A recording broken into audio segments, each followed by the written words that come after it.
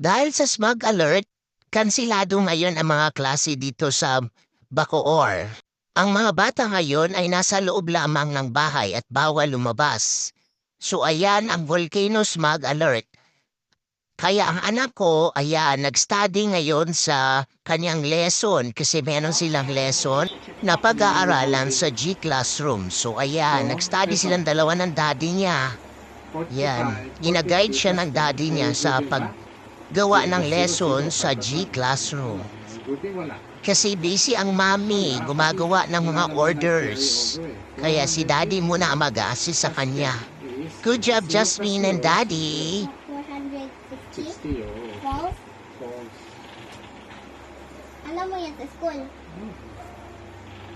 So What next. is the sum of 589 and 31? Pag lumabas kayo ng bahay ngayon,